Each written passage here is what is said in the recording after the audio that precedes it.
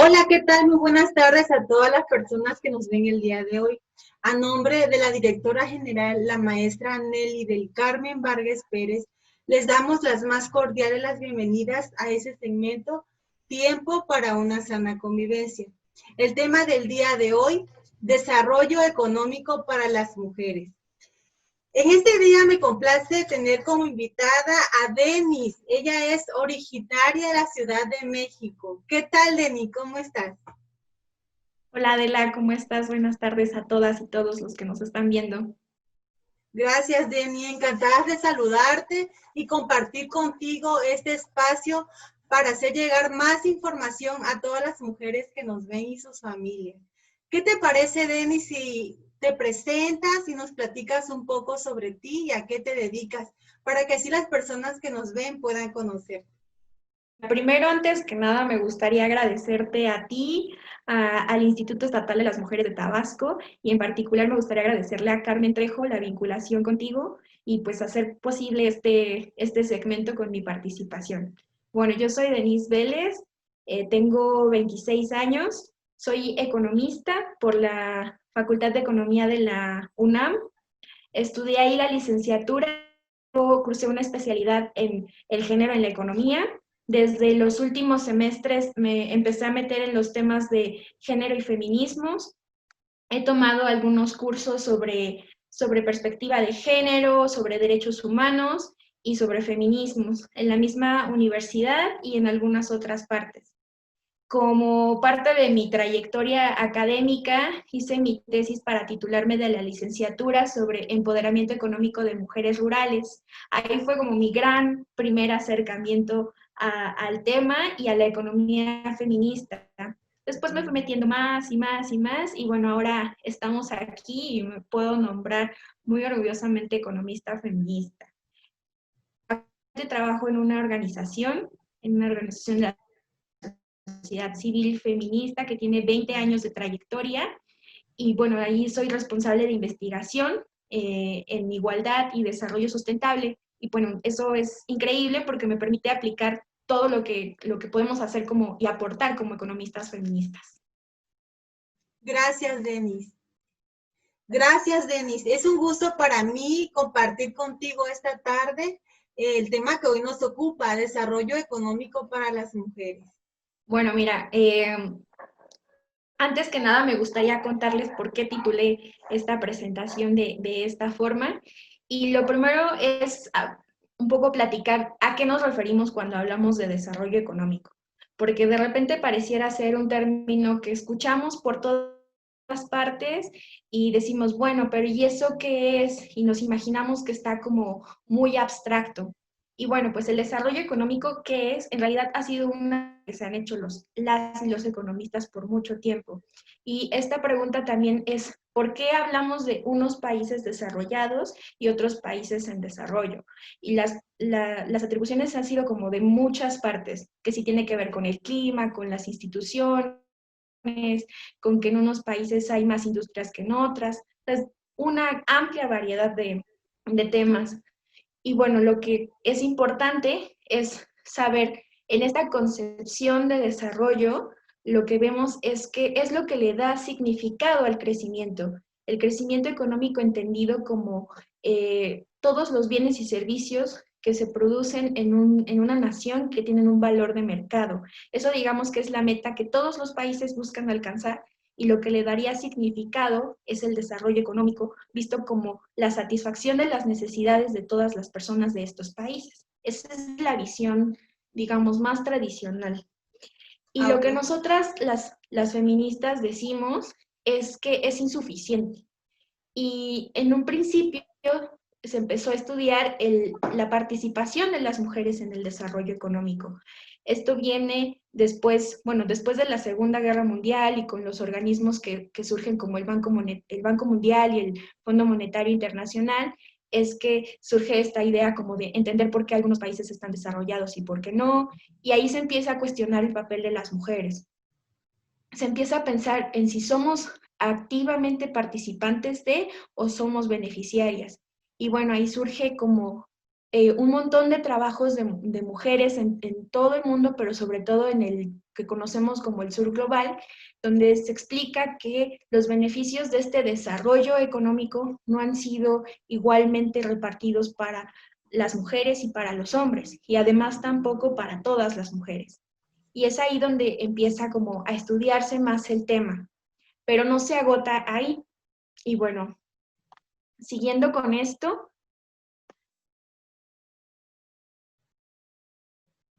aquí les pongo una cita de la economista feminista Michelle Pujol. Ella es una francesa que nos dice: recordemos como economistas feministas que lo personal es político y que lo político es económico. Esto es importante porque lo personal es político es una frase de la feminista Harold Harnish que nos habla de que no, el feminismo no es una lucha individual, y lo que se estaba hablando en los grupos de autoconciencia colectivos no se refiere a cuestiones personales o individuales, sino que tiene que ver con una cuestión más estructural de relaciones de poder. Y en estas relaciones de poder también se trasladan al ámbito de lo económico. Y por eso es importante esta frase. Y bueno, aquí les pongo como, ¿y para qué sirve la economía, no? O qué habla, ¿de qué se trata eso de la economía? ¿De qué va? Escuchamos en las noticias como, ay, la economía va bien, va mal, y nos quedamos como, bueno, ¿y eso a nosotros cómo nos afecta? Y además, ¿cómo nos afecta de forma diferenciada a mujeres y hombres?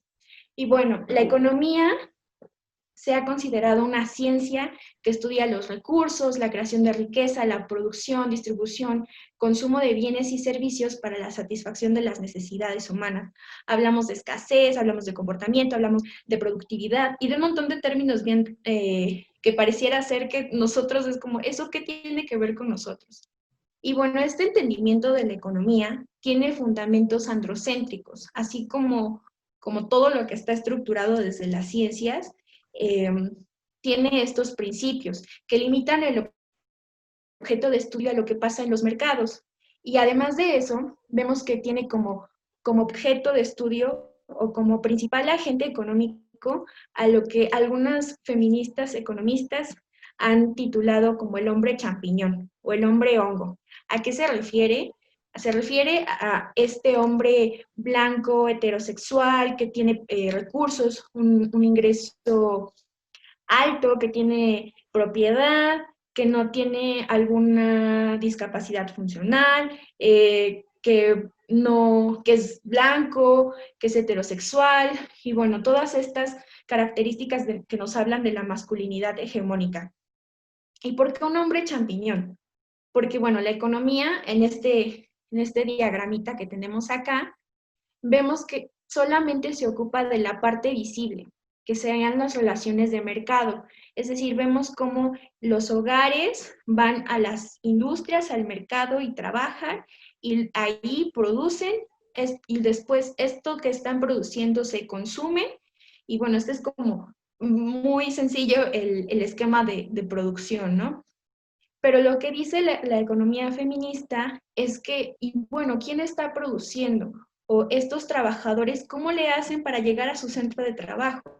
Pues la economía tradicional, ortodoxa, pareciera ser que es un hombre que apareció ahí espontáneamente, o sea, como que se trasladó mágicamente de su hogar a su centro de trabajo, y la economía feminista dice, no, o sea, no es por arte de magia, es que además de este circuito que vemos en esta parte en la cual hay unas relaciones mercantilizadas y monetarizadas, está esta parte invisible, que además esta parte invisible es la más grande y es la que está sosteniendo a esta producción. ¿Y por qué decimos que es la más grande? Porque es lo que está sosteniendo al resto de la economía. Este hombre champiñón no es un hombre champiñón, es un hombre que para llegar a la industria, para llegar al trabajo, tuvo que comer, tuvo que despertarse, bañarse, salir a trabajar en un auto, en un transporte público, y llegar ahí y después sale a comer y luego regresa, se baña. O sea, todas estas cosas no pasan por arte de magia. Hay alguien que lo está haciendo, y ese alguien somos las mujeres. porque las Así es. mujeres somos las que realizamos la mayor parte de este trabajo que llamamos trabajo doméstico, que son todo este trabajo que se realiza para poner las condiciones materiales para el cuidado, que es la otra parte, el trabajo doméstico y de cuidados. Y El que cuidado aparte es... no es, y que aparte no es remunerado, ¿no? En cierta manera el trabajo que realizamos muchas mujeres queda invisible. Exacto, queda en esta parte que está invisible, que no pasa por el mercado, que no pasa por las relaciones monetarias y que además también por eso es considerado no productivo, que en Así términos es. económicos eso es fundamental, porque se le ve como un trabajo improductivo y por eso es una excusa para no remunerársele. Con esto no quiero decir que queremos que se remunere el trabajo doméstico y de cuidados en los hogares que realizamos las mujeres sin recibir nada, sin una remuneración. No es eso lo que buscamos, buscamos un reconocimiento de que la economía es más que las relaciones de mercado. Y bueno, aquí también me gustaría decir que dentro de este espacio que pasa así por las relaciones monetarias, también está el trabajo doméstico y de cuidados, solamente que estés remunerado. Por ejemplo, pensemos en como trabajo de cuidados, a lo que ahora se ha visto como los trabajos esenciales, ¿no? Que en esta pandemia se ha resignificado de cuáles son los trabajos que realmente son necesarios para la sociedad. Es todo el cuidado de la salud. Pensemos en las guarderías también, en la educación, todos los niños que ahorita están en sus casas tomando sus clases. Bueno, ¿quién está supliendo a las profesoras? Es en los hogares y son las mujeres sin alguna remuneración. Pero antes eso estaba en el mercado y se estaba remunerando. Además, también el trabajo doméstico que es remunerado son las trabajadoras y los trabajadores del hogar. No decimos trabajadoras domésticas porque hay toda una lucha de las trabajadoras del hogar en nuestro país para que se les reconozca con este nombre y decirles trabajadoras del hogar ha sido toda una lucha. Y aquí me gustaría detenerme para decir que justo en estos días es que se aprobó, ya se firmó, ya es un hecho la ratificación del convenio 189 de la Organización Internacional del Trabajo, que reconoce los derechos laborales de las y los trabajadores del hogar, lo cual es fundamental. En nuestro país empezó un programa piloto para adherir a las trabajadoras del hogar a la seguridad social a través del IMSS. Vemos que ahora son muy pocas y bueno, aprovecho también para que empezamos a abrir este debate porque, bueno, todo esto que les acabo de contar es la propuesta radical de la economía feminista y lo que nos separa de la economía tradicional, porque lo que queremos es un análisis nuevo donde se sitúa a las personas y al planeta al centro. ¿Y para qué? Para transformar la vida de las mujeres y de la población en general, no solo de nosotras. Y bueno, ahí es donde recupero una de las principales premisas de la economía feminista, que es la sostenibilidad de la vida. ¿Y qué vida? No solamente estamos hablando de la vida como tal, sino de la vida digna, de la vida que merece ser vivida. Y ahí es donde, además, la economía feminista lo que hacemos es poner como al centro de nuestro análisis las relaciones de género, notar estas relaciones desiguales de poder que son un eje estructural del sistema económico que es un sistema capitalista. Y bueno, que es necesario que para que la vida sea digna, pongamos en el centro de las decisiones económicas la misma vida, la vida digna de las personas y del planeta. ¿Por qué? Porque vivimos en una relación de interdependencia. Esto nos quiere decir que las personas necesitamos cuidados, lo que les decía, que no somos hongos o champiñones, huitlacoche que surge así como si, no, o sea, para que estemos aquí platicando, hubo una serie de trabajos que se realizaron. Los realizamos nosotras o los realizó alguien más, pero están ahí.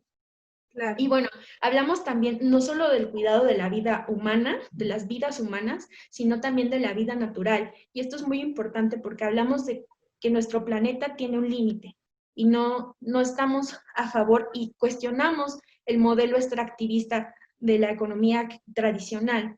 ¿Por qué? Porque no podemos, o sea, nos consideramos en esta interdependencia también con la naturaleza, cómo nos estamos relacionando con ella. Hay límites planetarios y que ahora estamos viviendo una crisis climática. También esta crisis sanitaria se deriva de una enfermedad zoonótica que es resultado de las relaciones de producción que privilegian a toda costa el beneficio, y entonces hablamos de producción agrícola extensiva que ha deforestado un montón de espacios en el planeta, y entonces vamos a irrumpir los ecosistemas y eso tiene consecuencias y ahora lo estamos viendo. Además de que, bueno, la crisis climática la tenemos aquí, entonces es una realidad y no podemos seguir de esta forma, porque además todo esto va a tener consecuencias diferenciadas en las personas, porque hablamos, justo vemos estas relaciones desiguales de poder. El cambio climático no tiene los mismos impactos para mujeres y hombres, y tampoco para todas las mujeres y para todos los hombres. Y bueno, también nosotras de lo que hablamos es de justicia económica. ¿Qué quiere decir esto? Y aquí les pongo un poco este esquema haciendo alusión al que les contaba en un principio, de todo lo que se ve, que es el ámbito público, de lo productivo, el mercado, lo visible, los mercados, las industrias, el dinero, y todo lo que no se ve, que es lo que no se paga, que es lo que hemos trasladado al espacio privado, pero que no necesariamente está ahí, sino que lo hemos invisibilizado ahí.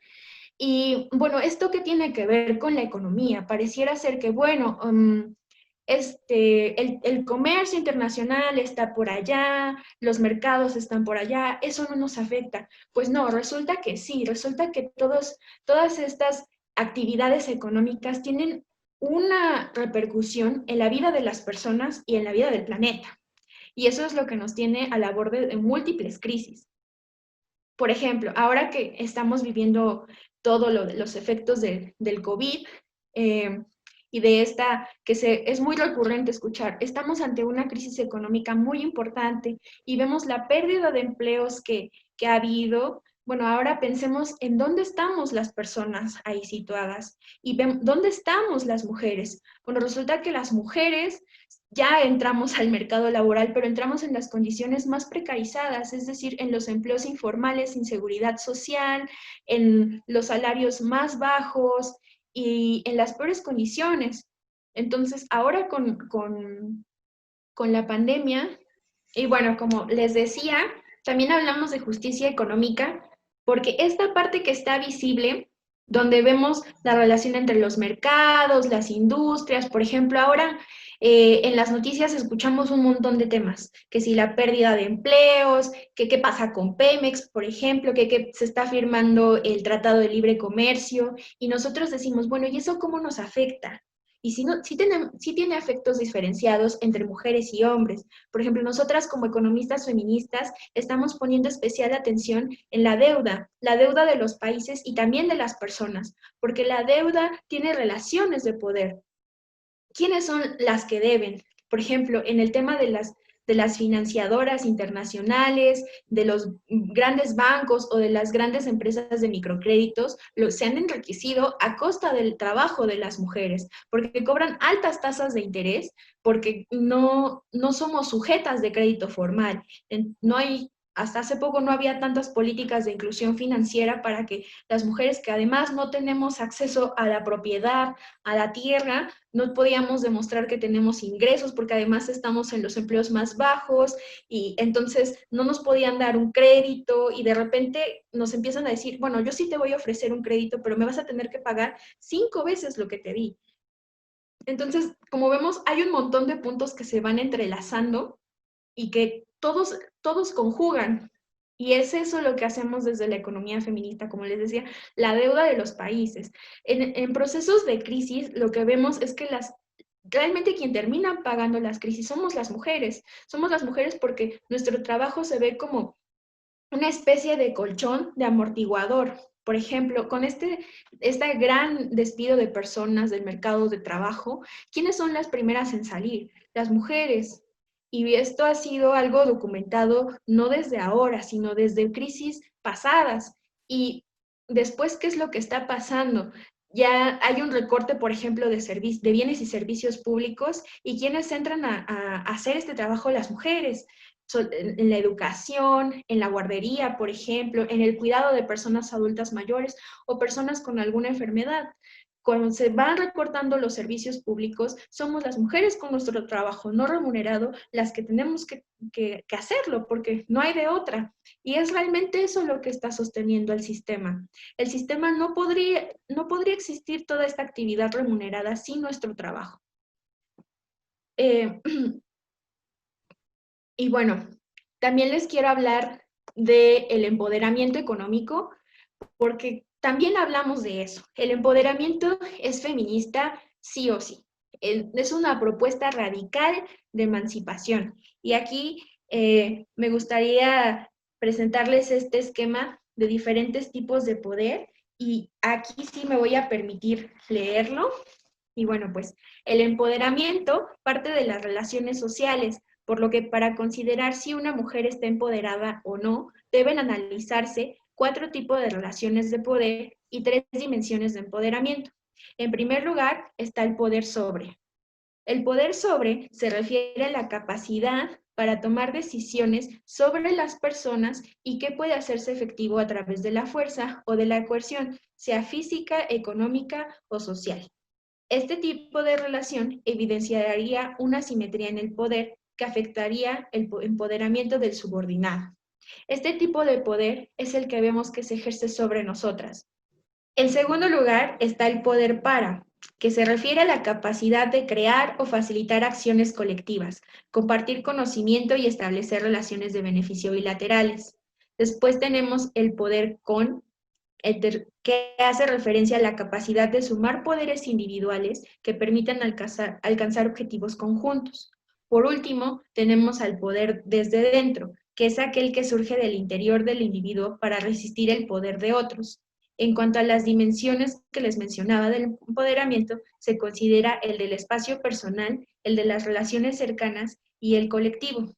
En cada uno se generan diferentes tipos de poder que influyen en las relaciones sociales. En el caso del personal se originan las capacidades y el autoestima. En el de relaciones cercanas se crean las relaciones interpersonales, y en el colectivo se aborda la relación con las instituciones. Partiendo de esto, ¿qué es lo que estamos entendiendo como empoderamiento económico? ¿Y por qué se ha visto como una estrategia de desarrollo, que es lo que al principio veíamos? Bueno, es porque partiendo de la definición de empoderamiento antes vista, lo que esto va a posibilitar es cambiar las relaciones económicas de poder.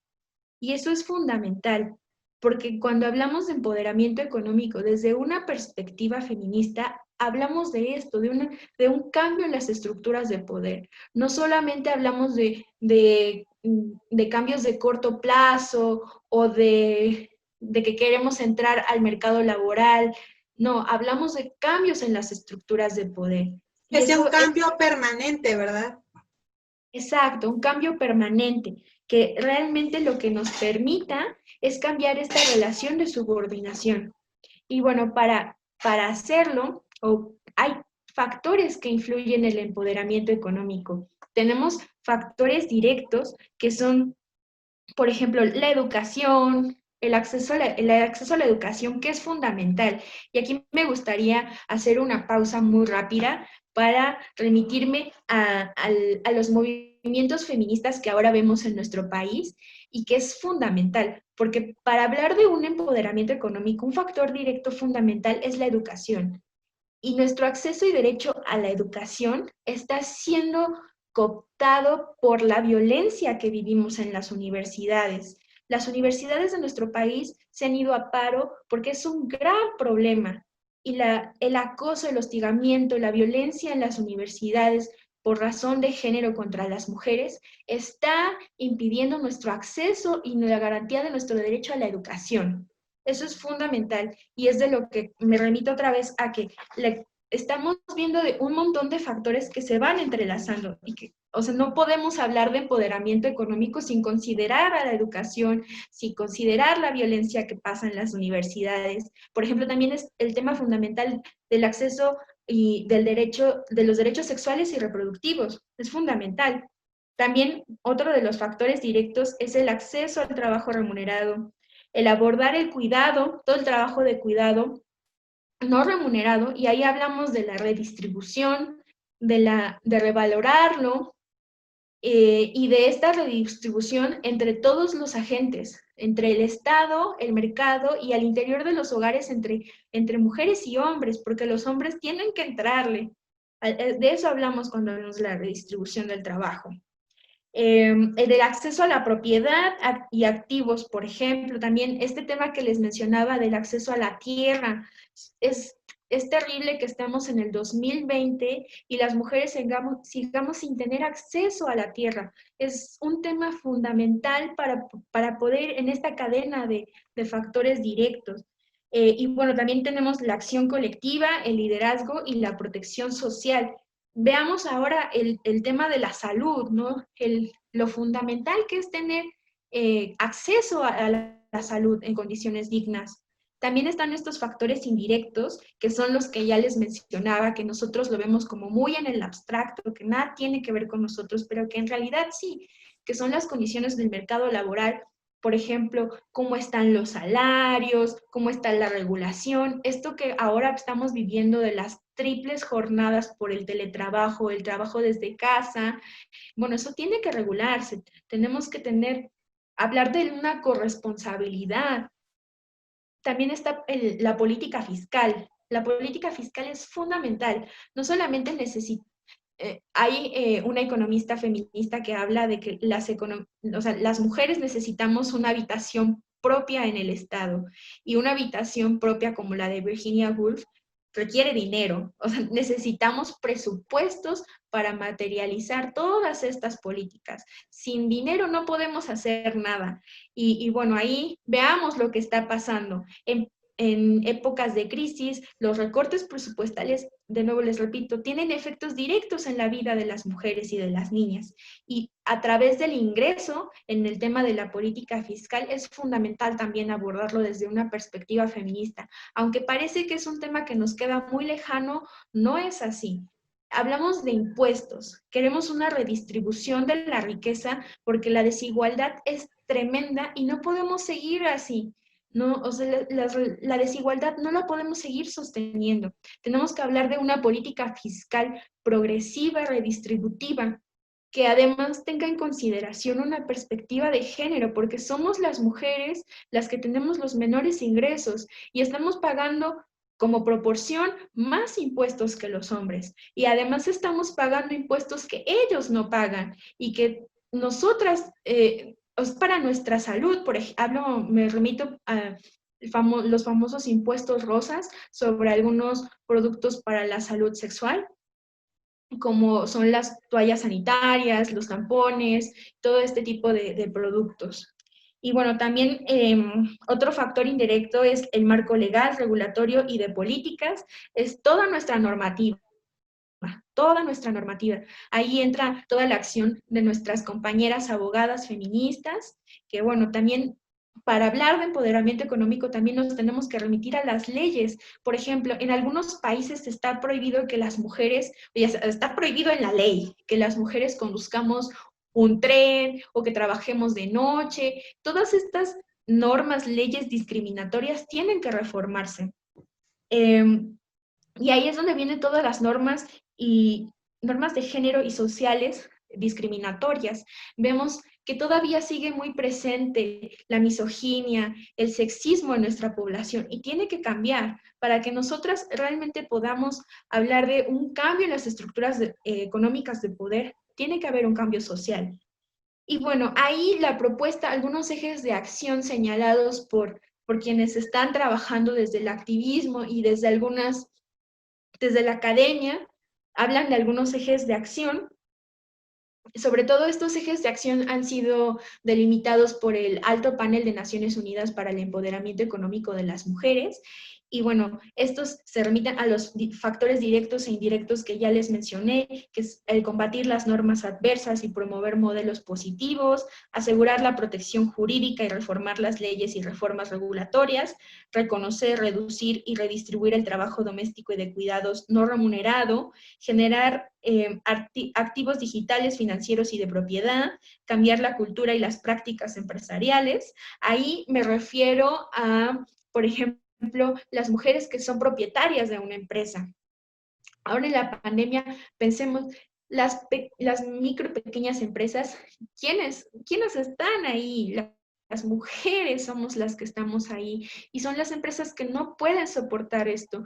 ¿Por qué? Porque ahí otra vez viene la cadenita de cosas. Porque tenemos dobles, triples jornadas, porque no tenemos acceso al crédito, porque no tenemos acceso a la propiedad, porque un montón de cosas. Y bueno, también están las mejores prácticas del sector público en empleo y licitaciones. Esto se refiere a que los gobiernos tengan una preferencia en las licitaciones por las empresas propiedad de mujeres.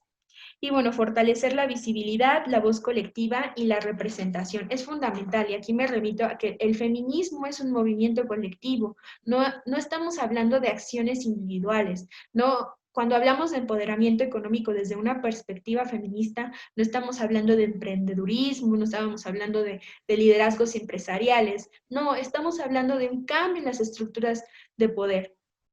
Y bueno, por último, me gustaría hablarles de las economías transformadoras. ¿Por qué? Porque esa es la gran propuesta de la economía feminista.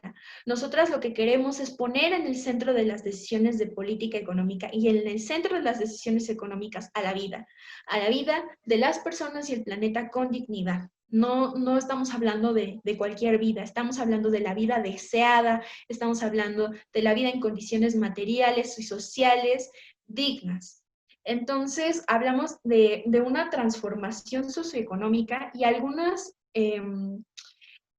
propuestas que se entrelazan con la economía feminista vienen de la economía social y solidaria, de prácticas más éticas. Por ejemplo, hablamos de las finanzas éticas, que es un tema que se ha puesto mucho en la agenda de países en Europa, pero también desde el sur global. Y bueno, hablamos de las economías comunitarias, de prácticas más sustentables que tengan en consideración estos límites planetarios de los cuales les hablaba, de economías cooperativas, de la agroecología ética y sustentable. Por ejemplo, también hablamos de la energía, de la soberanía energética. En esto de lo que ya les mencionaba de la crisis climática, es fundamental que nos cuestionemos el papel que tienen los fósiles en nuestra vida. Los fósiles tienen un papel fundamental en toda la actividad económica, pero el resultado de eso es la crisis climática que tenemos ahora y que esa crisis climática muchas personas se niegan a reconocerla porque parece ser que no la ven, que no la sienten en el cuerpo, como ahora lo están sintiendo el tema del COVID, pero bueno, tenemos cambios en el clima, tenemos desastres naturales que antes no veíamos, las inundaciones, y bueno, esto sí tiene efectos diferenciados, porque vemos también desplazamientos forzados de personas derivado de estos desastres naturales que tienen un impacto diferenciado. No podemos hablar de gestión de riesgos sin incorporar una perspectiva de género. Ahí es donde está nuestra propuesta. Y claro que en la energía estamos hablando de soberanía energética, de dejar o sea, no solamente de cambiar de una transición energética de fósiles a energías renovables. No hablamos de eso. Hablamos de cambiarlo por completo, de que no pase o sea, de cambiar esta lógica productivista y de mercado. Hablamos de también reducir nuestro consumo de energía, de cuestionarnos energía para qué, quién está consumiendo energía.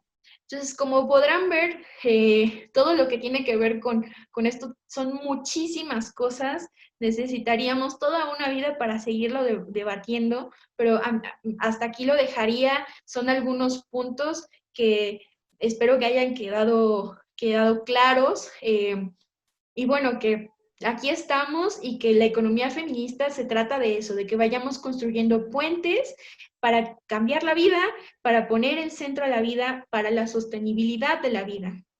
Eso es lo que queremos una transformación radical y profunda para eso, para la vida que merece ser vivida. Muchas Así gracias. es. Hasta que la dignidad de las mujeres se haga una costumbre, ¿verdad? En nuestro estado, Exactamente. en nuestro México y en el mundo entero. Ok, Denise, muchísimas gracias por todo este bagaje de información, la cual sabemos que será de mucho enriquecimiento para las mujeres y las familias que nos ven. Tengo una pregunta para ti. ¿Qué te motivó, Denise, a estudiar economía y especializarte en materia de género? Bueno, mira, ¿qué me motivó a estudiar economía? Tiene una diferencia abismal con la que me motivó a estudiar el género en la economía y lo que yo más bien diría economía feminista. Así es. Cuando yo decidí entrarle al tema de, primero empecé como con género, después me hice feminista, me puse las gafas moradas, como decimos, porque empecé a ver la realidad entre las mujeres que me rodeaban en mi círculo cercano. Yo empecé trabajando remuneradamente mientras estudiaba y me di cuenta de un montón de cosas que yo no había visto y que yo no había sentido en mi cuerpo. Entonces, ahí fue donde dije, bueno, todo esto que estoy estudiando, que estoy aprendiendo en la licenciatura, ¿cómo lo puedo aplicar para mejorar la vida de las mujeres y de las niñas? O sea, porque yo no quiero vivir así, porque a mí me daba miedo ir a trabajar, me daba miedo ir a trabajar por los feminicidios. Y yo pensaba, bueno, no soy la única, porque, o sea, es un problema en el mundo, pero que en particular nos afecta a nuestro país. Y entonces, ¿qué pasa con eso? O sea, ¿qué pasa con las mujeres que no pueden ir al mercado de trabajo porque tienen miedo de subirse a un transporte público donde van a ser acosadas? Entonces yo empecé ahí en el tema de violencia. Y bueno, ahora, como verán, ya estoy en cambio climático, pero esa fue mi motivación principal, el realmente querer aportar algo como economista, porque claro, bueno, yo estudié mi carrera y me enamoré de la carrera y siempre tuve algunos conflictos y además ahí también pude ver esta relación desigual entre mujeres y hombres, como que son las primeras veces en las que te das cuenta, ¿no? Que no es lo mismo ser economista, ser un economista. Y bueno, también el hablar de estos temas a veces es mal visto o desdeñado desde la ciencia económica. Lo ven como un tema soft o que eso no es economía. Y bueno, también a eso me enfrenté en la licenciatura. Y yo agradezco mucho a mi tutora de tesis y con quien pude hacer como empezar en esta investigación con perspectiva de género y después feminista, porque me dieron la oportunidad de hacer una tesis feminista, yo diría, ¿no? Después tal vez me arrepienta de lo que escribí ahí, porque pues cada día voy aprendiendo nuevas cosas, Así más. pero, pero realmente agradezco eso, agradezco que en economía haya podido hacer esta tesis. Gracias, Denise. ¿Qué impacto crees que ha provocado en la vida de las mujeres las pláticas y talleres que impartes? Bueno, mira, yo creo que el principal impacto es apelando hacia lo que vivimos.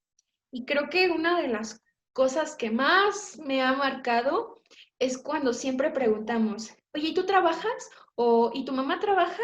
Y siempre es como, no, mi mamá es ama de casa.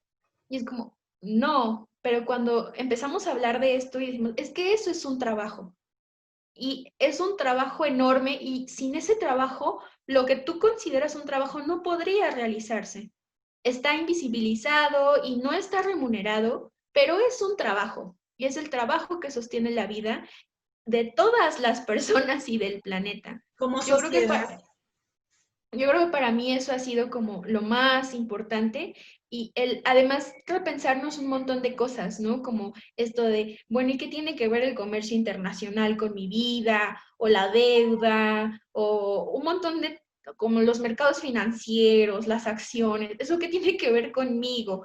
Como de, no, eso afecta a todas las personas por igual, o sea, como no quieran ver cosas donde no, y es como, no, déjenme decirles que sí, sí afecta de forma diferenciada, tiene efectos, tiene impactos negativos en los derechos de las mujeres y de las niñas.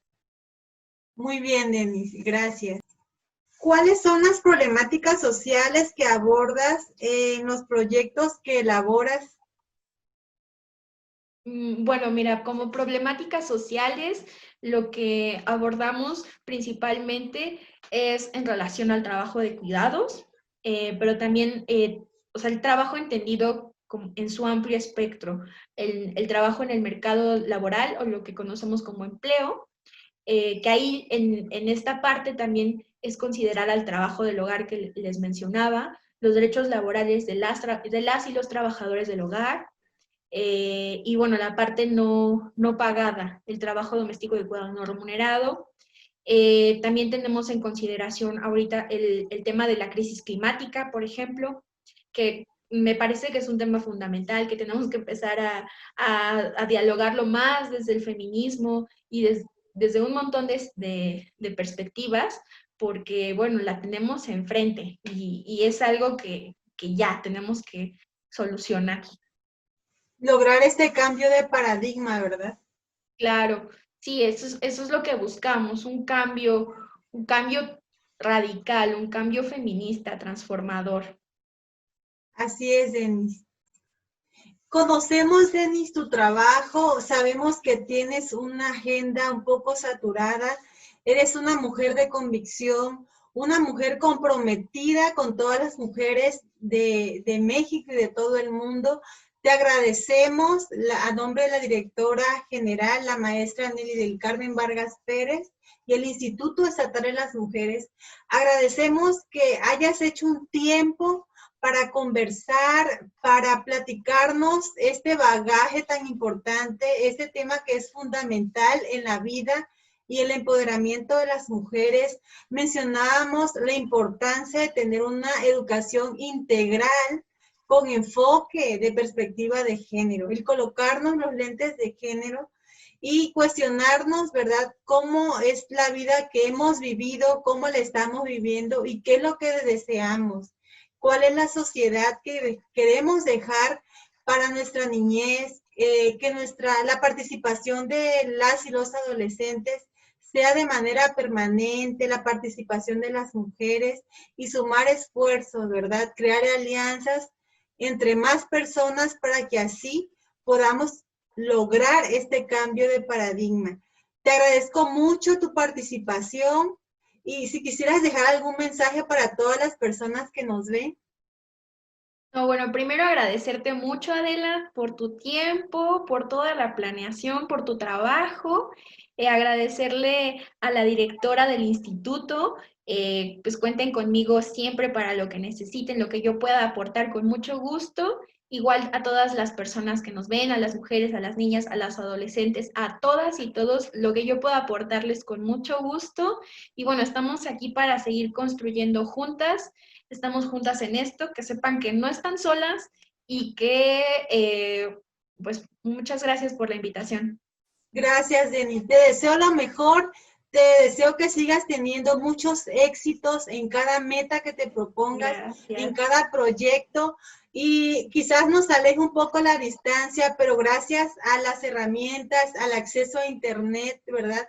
Estamos cada vez más cerca y estamos comprometidas con la lucha por los derechos humanos de las mujeres. Gracias, Denis. Te deseamos que tengas una excelente tarde.